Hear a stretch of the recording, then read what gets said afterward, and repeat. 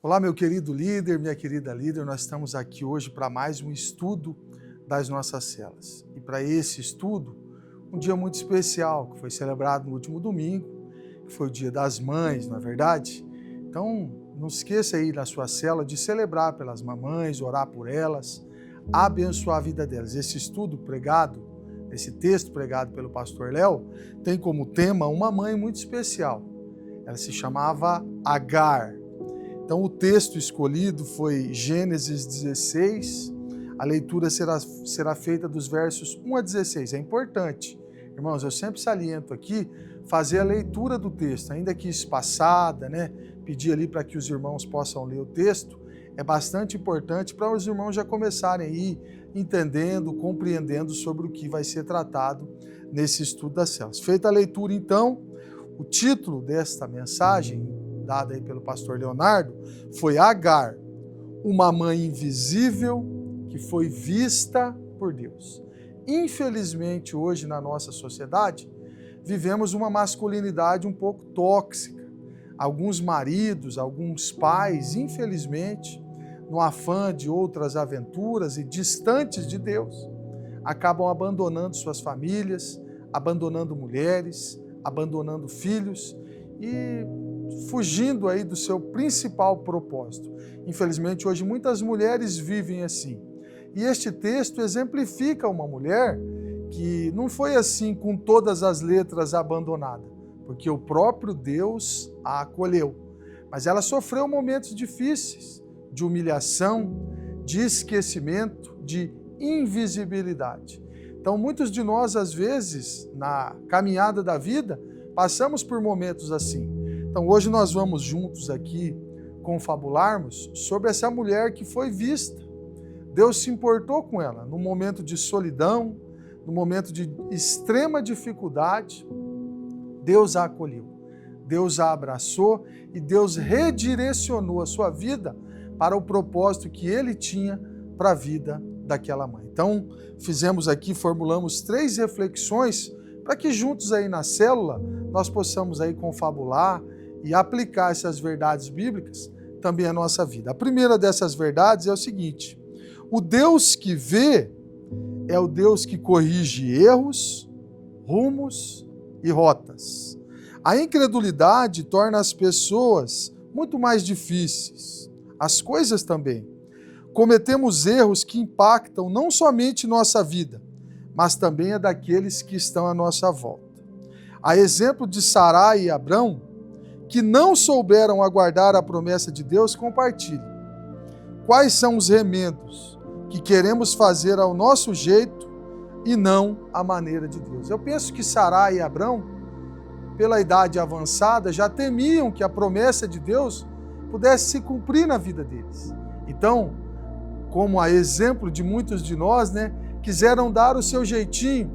Sarai oferece a sua escrava ao seu marido, e ele a possui, ele coabita com ela, gerando então Ismael, que não era o filho prometido. Quantos de nós, muitas vezes, no afã de outras coisas, de queremos dar o nosso jeito, acabamos por atropelar os propósitos de Deus na nossa vida? Irmãos, Deus não é homem para que minta, nem filho de homem para que se arrependa. Os céus e a terra podem passar, mas as palavras de Deus não. Se Deus lhe prometeu, irmãos, Ele é fiel para cumprir. Então, não se aflija, não deixe que o seu coração seja tomado pela ansiedade e pela angústia. Deus está no controle. Embora você perca o controle das coisas muitas vezes, Deus está no trono. Ele jamais perde o controle. Tem um texto de Provérbios que eu gosto muito, capítulo 16, o sábio Salomão ensina o seguinte, que o nosso coração pode fazer planos, mas a resposta certa vem do Senhor. Então você pode sim planejar, mas coloque diante de Deus os seus planos e os propósitos, para que a vontade dele, que é sempre boa, perfeita e agradável, se cumpra na minha e na sua vida. Um segundo ponto é o Deus que nos vê, nos acode em nossa aflição. Há situações em que as pessoas nos anulam como indivíduos, a palavra da moda aí, você pode ver, se fala muito em cancelamento, não é verdade? Então existem muitas mulheres que se sentem nulas como Agar, infrutíferas como Sarai, e acabam por fugir para longe do propósito de Deus. Então o pastor Léo citou uma frase para a gente comentar junto aí. Pode ser muito difícil a realidade de onde você veio, mas pode ser pior para onde você vai se você não tiver a direção de Deus. Temos muitos exemplos bíblicos de fuga, esse é um deles. Mas você pode ver que Jacó também foi um fujão. Jacó fugiu dos propósitos de Deus quando enganou seu irmão.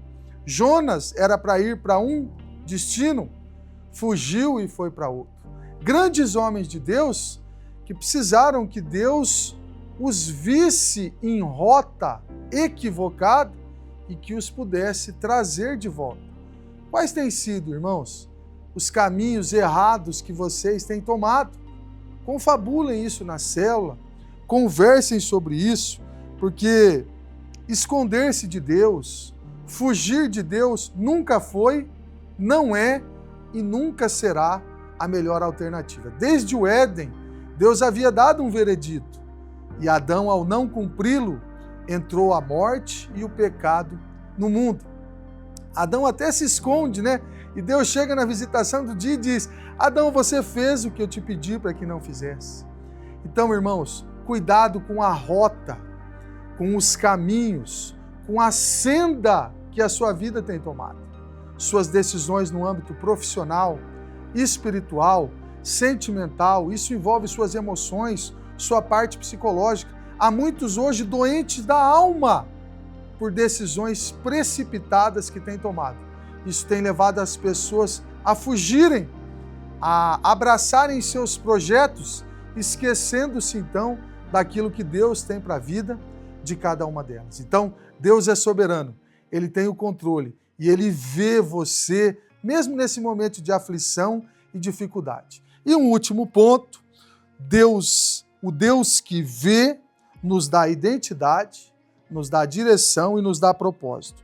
Talvez Agar tenha sido um presente de Faraó a Abraão quando eles passaram ali pelo Egito. Foi humilhante para aquela mulher a forma como ela concebeu a Ismael. Ela foi literalmente usada para gerar aquela criança.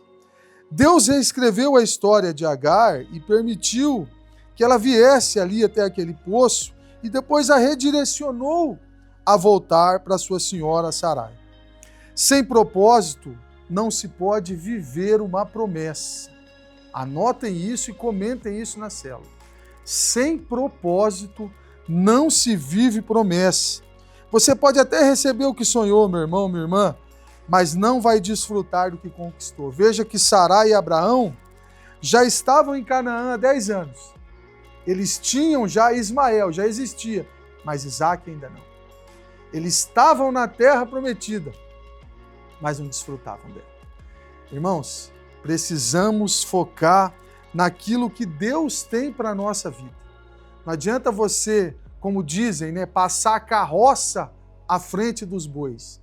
A precipitação, a ansiedade pode nos levar para distante do propósito de Deus. Essa vida é efêmera e passageira. Os propósitos também. O que importa é que eu e você vivamos a vontade de Deus. Você se lembra lá em Eclesiastes, quando Salomão diz no capítulo 3, ali, versos 11 e 12, que Deus semeou no nosso coração a eternidade. Porque vivermos aqui, irmãos, realmente você pode até alcançar muitas riquezas, fama, dinheiro, poder, mas isso tudo é efêmero e passageiro. Temos que viver, sim, com os nossos pés fincados aqui, mas olhando sempre para o propósito de Deus, que é a eternidade que Ele tem preparado para que cada um de nós usufrua com muita alegria do que Jesus Cristo comprou a preço de sangue. Então, irmãos, essas são as dicas para que vocês aí na célula possam desfrutar desse tempo especial, abençoando aí as mamães, né? Que seja aí um tempo de alegria, um tempo de comunhão, um tempo de na cadeira do milagre, impormos as mãos sobre nossas mães, aquelas quem nos trouxe vida, quem nos trouxe ao mundo. Que Deus abençoe nossas mães, que sejam mães de oração, mulheres de Deus que impactam a igreja e a sociedade pelos joelhos que estão pregados no chão e clamando aí pelos seus filhos. Que você tenha uma excelente célula, que seja uma reunião produtiva e abençoada. Um forte abraço a todos, feliz Dia das Mães!